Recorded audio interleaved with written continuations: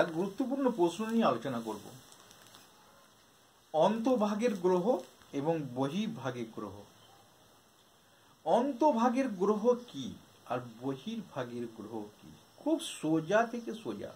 আমি একটু বইতে পার্থক্যটা দিয়েছি। কোনো বিষয়ে পার্থক্য যখন একটু ভালো জানা যায়, জানবে সেই বিষয়টা বা সেই জিনিসটা সম্পর্কে খুব ভালো জানা যায় কারোর সঙ্গে তুলনা করে বললে। এটা কিন্তু আমাদের জেনে রাখতে হবে। পার্থক্য সবসময় একটা যে কোনো বইয়ে পেলে পড়ার চেষ্টা করবে। চলো আমরা একটু ছবিতে যাই। এটা তো আমাদের সূর্য, আমরা আপ করে আঁকছি, তোমরা এটা সূর্য নয়, মানে তো আমাদের চেয়ে অনেক, আমার চেয়ে তোমরা অনেক অনেক ভালো আঁকতে পারো। এবার গ্রহগুলো আছে বুধ, শুক্র, পৃথিবী, এইভাবে তো আছে বুধ, শুক্র, পৃথিবী, মঙ্গল, শনি, ইউরেনাস, নেপচুন, প্লুটো।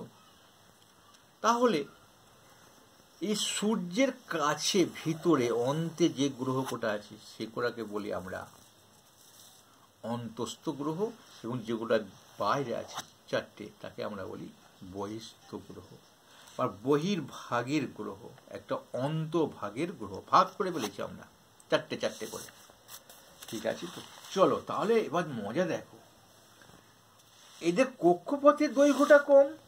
কার কক্ষপথের দৈর্ঘ্য কম হবে? যারা সূর্যের কাছে আছে এই কক্ষপথের দৈর্ঘ্যটা কম হবে। অন্তভাগের গ্রহগুলো কক্ষপথের দৈর্ঘ্য কম, বহির্ভাগের গ্রহগুলোর কক্ষপথের দৈর্ঘ্য বেশি। ঠিক স্যার। আবার উষ্ণতাটা কার বেশি হবে? এই অন্তভাগের গ্রহগুলোর উষ্ণতা বেশি হবে, এগুলো বহির্ভাগের গ্রহগুলোর উষ্ণতা কম হবে। আমরা একটু দেখি। এই কক্ষপথের দৈর্ঘ্য কম, নিশ্চয়ই অন্তভাগের কথা বলা হচ্ছে এটা। হ্যাঁ, এটা বহির্ভাগের গ্রহ, কক্ষপথ দৈর্ঘ্য বেশি। সূর্যের কাছাকাছি অবস্থিত, পারস্পরিক দূরত্বটা কম, এটা পারস্পরিক দূরত্বটা বেশি। এটা স্যার কি বোঝা গেল না? আমি বলে দিচ্ছি। এরা সূর্যের কাছাকাছি আছে তো, বুধ, শুক্র, পৃথিবী, মঙ্গল, মনে করো একটু ছবিটা লাভ হয়ে যাবে। অনেকজন অনেক এমিনেশনে দেখায়, আমি দেখাতে পারি না। দেখো তাহলে এইটা দেখছি আমরা সূর্যের কাছাকাছি, তাহলে এরা পরস্পর এ আর এর সম্পর্কগুলো খুব কাছাকাছি। যেমন ধরো এই বুধের দূরত্বটা সূর্য থেকে 5 কোটি, এটা 10 কোটি, এটা 15 কোটি, পৃথিবী থেকে সূর্যের দূরত্ব। তাহলে যেটা কাছাকাছি একটা যে পারস্পরিক দূরত্বটা খুব কম। এদের না যখন আমরা এই মঙ্গল, বুধ, শুক্র, পৃথিবী, মঙ্গল চারটেকে পেলাম আমরা, আর যখন এরপর আমরা শনি, ইউরেনাস যাবো, এদের দূরত্বটা না অনেক বেশি বেশি। এখান থেকে এটা 100, এটা 500 দূরে দূরে আছে, এরকম না। দুপুরে এখানে দিয়েছি, দেখে নিতে পারো, এই নিচে একটা ছবি হবে। তাহলে আমরা বুঝলাম উষ্ণতারও বেশি কার? অন্তস্থ গ্রহে। পারস্পরিক দূরত্ব কম, উষ্ণতা বেশি, কক্ষপথের দৈর্ঘ্য কম, আবার ক্ষেত্র মানেও ছোট।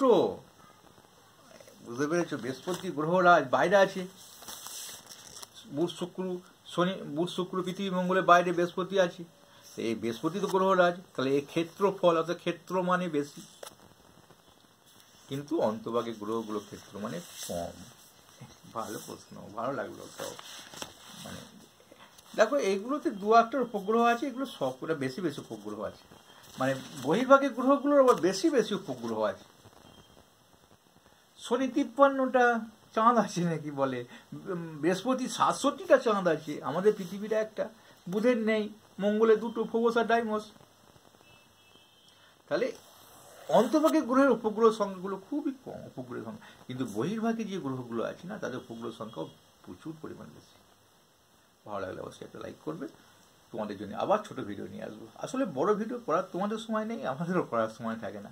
ছোটো ছোটো ভিডিওগুলো দেখো, ভালো ভালো প্রশ্নগুলো জানতে পারবে এবং ডিটেলসে আলোচনা করে দেবো। না পারলে অবশ্যই কমেন্টে, বুঝতে না পারলে কমেন্টে লিখবে।